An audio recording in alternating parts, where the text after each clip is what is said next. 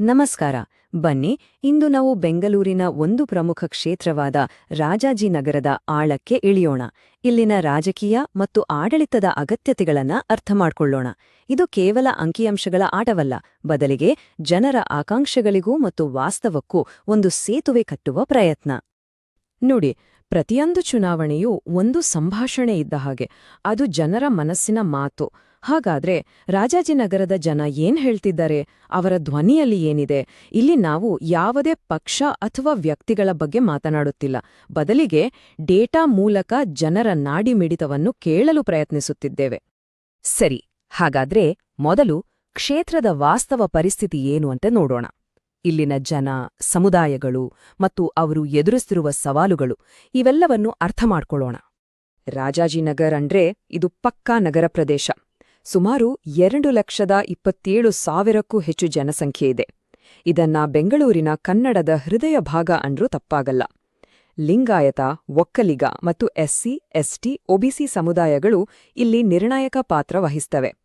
ಮತ್ತೊಂದು ಮುಖ್ಯವಾದ ಅಂಶ ಅಂದ್ರೆ ಪ್ರತಿ 1000 ಪುರುಷರಿಗೆ 96 ಮಹಿಳೆಯರಿದ್ದಾರೆ.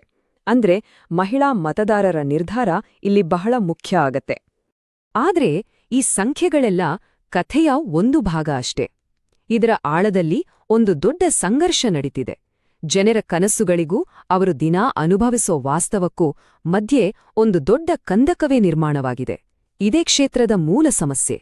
ನಾವಿದನ್ನ ಅಭಿವೃದ್ಧಿಯ ಕಂದಕ ಅಂತ ಕರೀಬಹುದು. ಇದು ಜನರ ದೈನಂದಿನ ಜೀವನವನ್ನ ಹೇಗೆ ಬಾಧಿಸ್ತಿದೆ? ನೀರಿನ ವಿಚಾರಕ್ಕೆ ಬಂದ್ರೆ, ಒಂದು ಕಾಲದಲ್ಲಿ ಇಲ್ಲಿದ್ದ ಕೆರೆಗಳೆಲ್ಲ ಮಾಯವಾಗಿ ಇವತ್ತು ಜನ ಕುಡಿಯೋ ನೀರಿಗೂ ಟ್ಯಾಂಕರ್ಗಳನ್ನೇ ಅವಲಂಬಿಸಬೇಕಾಗಿದೆ. ಇದು ದಿನನಿತ್ಯದ ಹೋರಾಟ. ಇನ್ನು ರಸ್ತೆಗಳ ವಿಷಯ, ಓಕಾಳಿಪುರಂನಂತಹ ಜಾಗಗಳಲ್ಲಿ ನಿರಂತರ ಟ್ರಾಫಿಕ್ ಜಾಮ್, ನಡೆಯೋಕೆ ಫುಟ್ಪಾತ್ ಇಲ್ದಿರೋದು ಜನರ ಸಮಯ ಮತ್ತು ಸುರಕ್ಷತೆ ಎರಡನ್ನೂ ಕಿತ್ತುಕೊಳ್ತಿದೆ.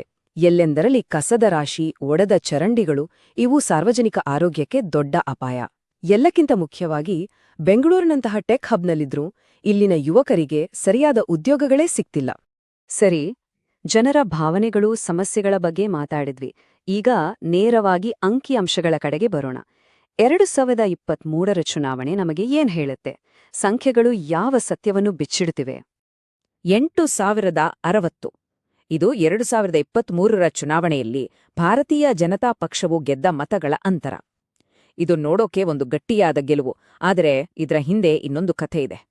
ಮತಗಳ ಹಂಚಿಕೆಯನ್ನ ನೋಡಿದ್ರೆ ಬಿಜೆಪಿಗೆ ಸುಮಾರು 49.6% ಅಂದ್ರೆ ಕಿಟ್ಟದಟ್ಟ ಅರ್ಧದಷ್ಟು ಮತಗಳು ಸಿಕ್ಕಿವೆ. ಕಾಂಗ್ರೆಸ್ಗೆ 42.78% ಮತಗಳು ಬಂದಿವೆ. ಇದರರ್ಥ ಗೆಲುವು ಸ್ಪಷ್ಟವಾಗಿದೆ, ಆದರೆ ವಿರೋಧ ಪಕ್ಷವೂ ಕೂಡ ತುಂಬಾ ಪ್ರಬಲವಾಗಿದೆ ಅನ್ನೋದು ಇದರಿಂದ ಗೊತ್ತಾಗುತ್ತೆ. ಇಲ್ಲಿ ಸ್ಪರ್ಧೆ ತೀವ್ರವಾಗಿದೆ. ಇನ್ನೊಂದು ಕುತೂಹಲಕಾರಿ ವಿಷಯ ಏನಂದ್ರೆ, ಈ ಗೆಲುವಿನ ಅಂತರ ಇದೆಯಲ್ಲ, ಅದು ಕಡಿಮೆ ಆಗ್ತಿದೆ. 2018ರಲ್ಲಿ 9,400ಕ್ಕೂ ಹೆಚ್ಚಿದ್ದ ಅಂತರ 2023ಕ್ಕೆ ಬರುವಷ್ಟರಲ್ಲಿ 8,000ಕ್ಕೆ ಇಳಿದಿದೆ. ಹಾಗಾದ್ರೆ ಇದರ ಅರ್ಥವೇನು? ಹಿಡಿತ ಇದ್ರೂ ಸಹ ನೆಲ ನಿಧಾನವಾಗಿ ಜಾರುತ್ತಿದೆ ಅನ್ನೋದರ ಸ್ಪಷ್ಟ ಸೂಚನೆ ಇದು. ಹಾಗಾದ್ರೆ ಒಟ್ಟಾರೆ ನಾವು ಏನ್ ಹೇಳ್ಬಹುದು? ರಾಜಾಜಿನಗರ ಒಂದು ಸುರಕ್ಷಿತ ಆದರೆ ಸವಾಲಿನ ಕ್ಷೇತ್ರ. ಅಂದ್ರೆ ಇಲ್ಲಿ ಆರಾಮ ಕೂರುವಂತಲ್ಲ, ಗೆಲುವು ಸುಲಭವಲ್ಲ, ಅದಕ್ಕಾಗಿ ಹೋರಾಟ ಮಾಡ್ಲೇಬೇಕು ಅನ್ನೋ ಸಂದೇಶ ಸ್ಪಷ್ಟವಾಗಿದೆ. ಸರಿ, ಫಲಿತಾಂಶ ಏನು ಅಂತ ಗೊತ್ತಾಯ್ತು. ಆದ್ರೆ ಜನ ಯಾಕೆ ಈ ರೀತಿ ವೋಟ್ ಹಾಕಿದ್ರು? ಇದರ ಹಿಂದಿನ ಮೂಲ ಕಾರಣಗಳೇನು? ಪ್ರತಿಯೊಬ್ಬ ನಾಗರಿಕನಿಗೂ ಘನತೆಯಿಂದ ಬದುಕುವ ಹಕ್ಕಿದೆ ಮತ್ತು ಪ್ರಜಾಪ್ರಭುತ್ವದಲ್ಲಿ ಪ್ರತಿಯೊಂದು ಅಭಿಪ್ರಾಯವೂ ಜವಾಬ್ದಾರಿಯುತವಾಗಿರಬೇಕು.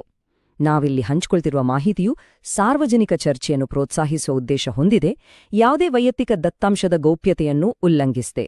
ಬನ್ನಿ, ಈಗ ಫಲಿತಾಂಶದ ಹಿಂದಿನ ಕಾರಣಗಳನ್ನು ವಿಶ್ಲೇಷಣೆ ಮಾಡೋಣ.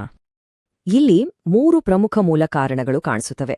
ಮೊದಲನೆಯದು ವೆಲ್ಫೇರ್ ಫಟೀಗ್, ಅಂದ್ರೆ ಕಲ್ಯಾಣ ಯೋಜನೆಗಳ ಮೇಲಿನ ನಿರಾಸಕ್ತಿ. ಜನ ಈಗ ಉಚಿತ ಯೋಜನೆಗಳಿಗಿಂತ ಹೆಚ್ಚಾಗಿ ಕಣ್ಣಿಗೆ ಕಾಣುವಂತಹ ಅಭಿವೃದ್ಧಿ ಕೇಳ್ತಿದ್ದಾರೆ.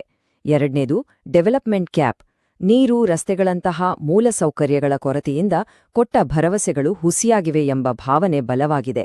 ಮೂರನೇದು ಉದ್ಯೋಗ ಬಿಕ್ಕಟ್ಟು, ಸ್ಥಳೀಯ ಯುವಕರು ನಿರುದ್ಯೋಗದಿಂದ ಬಳಲುತ್ತಿದ್ದಾರೆ. ಈ ವ್ಯವಸ್ಥಿತ ಸಮಸ್ಯೆಗಳನ್ನು ಅರ್ಥ ಮಾಡಿಕೊಳ್ಳದೆ ಯಾವುದೇ ನಾಯಕತ್ವ ಯಶಸ್ವಿಯಾಗಲು ಸಾಧ್ಯವಿಲ್ಲ. ಒಬ್ಬ ಸಾಮಾನ್ಯ ನಿವಾಸಿ ಹೇಳೋ ಮಾತು ಇದು: ನನ್ನ ಟ್ಯಾಂಕರ್ಗಳು ಟೈಮಿಗೆ ಬರಲ್ಲ, ರಸ್ತೆಗಳೂ ಆಗಿಲ್ಲ. ಈ ಒಂದು ವಾಕ್ಯದಲ್ಲೇ ಇಡೀ ಕ್ಷೇತ್ರದ ನೋವಿದೆ. ಆಡಳಿತದ ಬಗ್ಗೆ ಜನರಿಗಿರೋ ಅಸಮಾಧಾನದ ನೇರ ಚಿತ್ರಣ ಇದು ಕೇವಲ ಒಬ್ಬ ವ್ಯಕ್ತಿಯ ಮಾತಲ್ಲ, ಇದು ಸಾವಿರಾರು ಜನರ ದೈನಂದಿನ ಸಂಕಟದ ಧ್ವನಿ. ಈ ವೆಲ್ಫೇರ್ ಫಟೀಗ್ ಅನ್ನೋದು ಇತ್ತೀಚೆಗೆ ನಗರ ಪ್ರದೇಶಗಳಲ್ಲಿ ಹೆಚ್ಚಾಗಿ ಕಾಣಿಸ್ಕೊಳ್ತಿದೆ. ಇದರ ಅರ್ಥ ಜನರಿಗೆ ಉಚಿತ ಅಕ್ಕಿ, ಬೇಳೆ ಸಿಕ್ಕಿದ್ರೆ ಸಾಕು ಅನ್ನೋ ಮನಸ್ಥಿತಿ ಹೋಗಿ ಈಗ ನಮ್ಗೆ ಒಳ್ಳೆ ರಸ್ತೆ ಬೇಕು, 24 ಗಂಟೆ ಕುಡಿಯೋ ನೀರ್ ಬೇಕು, ನಮ್ಮ ಮಕ್ಕಳಿಗೆ ಒಳ್ಳೆ ಕೆಲ್ಸ ಬೇಕು ಅಂತ ಕೇಳೋಕೆ ಶುರು ಮಾಡಿದ್ದಾರೆ. ಈ ಹಂತದಲ್ಲಿ ಉಚಿತ ಯೋಜನೆಗಳ ರಾಜಕೀಯ ಪ್ರಭಾವ ಕಡಿಮೆ ಆಗುತ್ತೆ. ಇಲ್ಲಿಯವರೆಗೂ ಸಮಸ್ಯೆಗಳನ್ನ ನೋಡಿದ್ವಿ. ಬನ್ನಿ ಈಗ ಪರಿಹಾರಗಳ ಬಗ್ಗೆ ಮಾತಾಡೋಣ. ಕೇವಲ ಮಾತುಗಳಲ್ಲ, ಬದಲಿಗೆ ಸ್ಪಷ್ಟವಾದ ಕಾರ್ಯರೂಪಕ್ಕೆ ತರಬಹುದಾದ 3 ಯೋಜನೆಗಳ ಬಗ್ಗೆ ತಿಳಿದುಕೊಳ್ಳೋಣ. ಇವು ಅತಿ ಹೆಚ್ಚು ಪರಿಣಾಮ ಬೀರಬಲ್ಲ ಹೈ ರಿಟರ್ನ್ ಯೋಜನೆಗಳು. ಮೊದಲ ಯೋಜನೆ ರಾಜಾಜಿನಗರ ಕೆರೆ ಪುನರುಜ್ಜೀವನ ಮತ್ತು ವಾಟರ್ ಗ್ರಿಡ್. ಮೊದಲ ಹಂತ ಕಣ್ಮರಿಯಾಗಿರೋ ಹಳೆಯ ಕೆರೆಗಳನ್ನ ಮರುಪಡೆಯೋದು. ಎರಡನೇ ಹಂತ ಆಧುನಿಕ ಪೈಪ್ಲೈನ್ ವ್ಯವಸ್ಥೆಯನ್ನ ಅಳವಡಿಸೋದು. ಇದರ ಫಲಿತಾಂಶವೇನು ಗೊತ್ತಾ? ಟ್ಯಾಂಕರ್ ಮೇಲಿನ ಅವಲಂಬನೆಯನ್ನ 80% ಕಡಿಮೆ ಮಾಡಬಹುದು. ಇದು ಕೇವಲ ನೀರು ಕೊಡುವುದಲ್ಲ, ಜನರ ದೈನಂದಿನ ಘನತೆಯನ್ನ ಮರಳಿ ತಂದುಕೊಡುತ್ತದೆ. ಎರಡನೇ ಯೋಜನೆ ಓಕಾಡಿಪುರಂ ರಸ್ತೆ ಕಾರಿಡಾರ್ ವಿಸ್ತರಣೆ. ಇದು ವರ್ಷಗಳಿಂದಲೂ ಇಲ್ಲಿನ ನಿಷ್ಕ್ರಿಯತೆಯ ಒಂದು ದೊಡ್ಡ ಸಂಕೇತವಾಗಿದೆ. ರಾಜ್ಯ ಮತ್ತು ಕೇಂದ್ರ ಸರ್ಕಾರದಿಂದ ಅನುದಾನ ತಂದು ಈ 6 ಪಥದ ರಸ್ತೆಯನ್ನು 8 ಪಥಕ್ಕೆ ವಿಸ್ತರಿಸಿದರೆ ಪ್ರಯಾಣದ ಸಮಯವನ್ನು ಅರ್ಧಕ್ಕರ್ಧ ಅಂದ್ರೆ 50% ಕಡಿಮೆ ಮಾಡಬಹುದು. ಇದು ಜನರ ಕಣ್ಣಿಗೆ ಕಾಣುವಂತ ದೊಡ್ಡ ಬದಲಾವಣೆಯಾಗುತ್ತೆ. ಮೂರನೇ ಯೋಜನೆ ರಾಜಾಜಿನಗರ ಐಟಿ ಮತ್ತು ಕೌಶಲ್ಯ ಪಾರ್ಕ್. ಸಾರ್ವಜನಿಕ ಖಾಸಗಿ ಸಹಭಾಗಿತ್ವದ ಮೂಲಕ ಒಂದು ಟೆಕ್ ಇನ್ಕ್ಯುಬೇಷನ್ ಸೆಂಟರ್ ಮತ್ತು ವೊಕೇಶನಲ್ ಹಬ್ ಅನ್ನು ಸ್ಥಾಪಿಸುವುದು. ಇದರಿಂದ ಏನಾಗುತ್ತೆ ಅಂದ್ರೆ ಸ್ಥಳೀಯವಾಗಿ ಸುಮಾರು 500 ಯುವಕರಿಗೆ ಉದ್ಯೋಗ ಸೃಷ್ಟಿಯಾಗುತ್ತೆ. ಇದು ಕ್ಷೇತ್ರದ ಯುವಜನರ ಉದ್ಯೋಗ ಬಿಕ್ಕಟ್ಟಿಗೆ ಒಂದು ಸ್ಪಷ್ಟ ಉತ್ತರ ನೀಡಿದಾಗುತ್ತೆ. ಯೋಜನೆಗಳು ಎಷ್ಟೇ ಚೆನ್ನಾಗಿದ್ರೂ ಅದನ್ನ ಜನರ ಬಳಿ ತಗೊಂಡು ಹೋಗಕ್ಕೆ ಮತ್ತು ನಾಯಕತ್ವವನ್ನ ಪ್ರದರ್ಶಿಸಲು ಒಂದು ಸರಿಯಾದ ಕಾರ್ಯತಂತ್ರ ಬೇಕೇ ಬೇಕು. ಆಧುನಿಕ ಜನಾದೇಶಕ್ಕಾಗಿ ಇಲ್ಲಿದೆ ಒಂದು ಚೌಕಟ್ಟು. ಇದನ್ನ ನಾವು ಚತುರ್ಮುಖ ಸಿದ್ಧಾಂತ ಅಂತ ಕರೆಯಬಹುದು. ಇದು ನಮ್ಮ ಭಾರತೀಯ ಪರಂಪರೆಯಿಂದ ಬಂದಿರೋ ಒಂದು ಪರಿಕಲ್ಪನೆ. ಅಂದ್ರೆ ನಾಯಕತ್ವಕ್ಕೆ 4 ಮುಖಗಳೂ ಇರ್ತವೆ ಮತ್ತು ಬೇರೆ ಬೇರೆ ಸಂದರ್ಭಗಳಲ್ಲಿ ಬೇರೆ ಬೇರೆ ಮತದಾರರ ಅಗತ್ಯಗಳಿಗೆ ತಕ್ಕಂತೆ ಬೇರೆ ಬೇರೆ ಮುಖವನ್ನು ತೋರಿಸಬೇಕಾಗುತ್ತೆ. ಈ ಸಿದ್ಧಾಂತದ 4 ಮುಖಗಳು ಯಾವುವು? ಮೊದಲನೆಯದು ಶಿವನ ಮುಖ. ಇದು ಆಕ್ರಮಣಶೀಲತೆಯನ್ನ ಪ್ರತಿನಿಧಿಸುತ್ತೆ. ಅಂದ್ರೆ ನೀತಿ ವೈಫಲ್ಯಗಳ ಮೇಲೆ ನೇರವಾಗಿ ದಾಳಿ ಮಾಡೋದು, ಹೊಣೆಗಾರಿಕೆಯನ್ನ ಕೇಳೋದು. ಎರಡನೆಯದು ವಿಷ್ಣುವಿನ ಮುಖ. ಇದು ಸ್ಥಿರತೆಯ ಸಂಕೇತ, ಶಾಂತ ಮತ್ತು ದೃಢವಾದ ಆಡಳಿತದ ಭರವಸೆ ನೀಡೋದು. ಮೂರನೆಯದು ಬ್ರಹ್ಮನ ಮುಖ, ಅಂದ್ರೆ ನಾವೀನ್ಯತೆ, ಸ್ಮಾರ್ಟ್ ರಾಜಾಜಿನಗರ ದಂತಹ ಹೊಸ ಆಲೋಚನೆಗಳನ್ನು ಮುಂದಿಡೋದು. ನಾಲ್ಕನೆಯದು ದುರ್ಗೆಯ ಮುಖ. ಇದು ರಕ್ಷಣೆಯನ್ನ ಸೂಚಿಸುತ್ತೆ, ಜನರಿಗೆ ಭದ್ರತೆ ಮತ್ತು ಕಲ್ಯಾಣ ಯೋಜನೆಗಳ ರಕ್ಷಣೆ ನೀಡೋದು. ಈ 4 ಮುಖಗಳನ್ನು ಸರಿಯಾದ ಸಮಯದಲ್ಲಿ ಬಳಸುವುದೇ ಯಶಸ್ವಿ ನಾಯಕತ್ವದ ಕಲೆ. ಈ ತಂತ್ರ ಕೆಲಸ ಮಾಡುತ್ತಾ? ಖಂಡಿತ. ಇದಕ್ಕೆ ನಮ್ಮ ಪಕ್ಕದ ಯಲಹಂಕ ಕ್ಷೇತ್ರವೇ ಒಂದು ಉತ್ತಮ ಉದಾಹರಣೆ. ಅಲ್ಲಿ ಸತತವಾಗಿ ಜನರ ಜೊತೆ ಸಂಪರ್ಕ ಇಟ್ಕೊಂಡಿದ್ರಿಂದಲೇ ಒಂದು ಸಣ್ಣ ಅಂತರದ ಗೆಲುವು ಒಂದು ದೊಡ್ಡ ನಿರ್ಣಾಯಕ ಗೆಲುವಾಗಿ ಬದಲಾಯಿತು. ನಮ್ಮ ಸಂವಿಧಾನವು ಪ್ರತಿಯೊಬ್ಬ ವ್ಯಕ್ತಿಗೂ ಘನತೆಯನ್ನು ಖಾತ್ರಿಪಡಿಸುತ್ತದೆ. ಆಡಳಿತದ ಮೂಲ ಉದ್ದೇಶವೇ ಜನರ ದೈನಂದಿನ ಬದುಕನ್ನು ಸುಧಾರಿಸುವುದು. ಇಲ್ಲಿ ನಾವು ಚರ್ಚಿಸುತ್ತಿರುವ ಕಾರ್ಯತಂತ್ರಗಳು ಕೇವಲ ಚುನಾವಣೆಯನ್ನು ಗೆಲ್ಲುವುದಕ್ಕಲ್ಲ, ಬದಲಿಗೆ ಆ ಘನತೆಯನ್ನು ಎತ್ತಿ ಹಿಡಿಯುವ ಆಡಳಿತ ನೀಡುವುದಕ್ಕೆ. ಹಾಗಾದ್ರೆ ಎಲ್ಲವನ್ನೂ ಒಟ್ಟಾಗಿ ನೋಡಿದಾಗ ಮುಂದಿರೋ ದಾರಿ ಯಾವುದು, ವಿಜಯದ ಪಥ ಯಾವುದು ಮತ್ತು ಭವಿಷ್ಯದ ಪಯಣ ಹೇಗಿರಬೇಕು?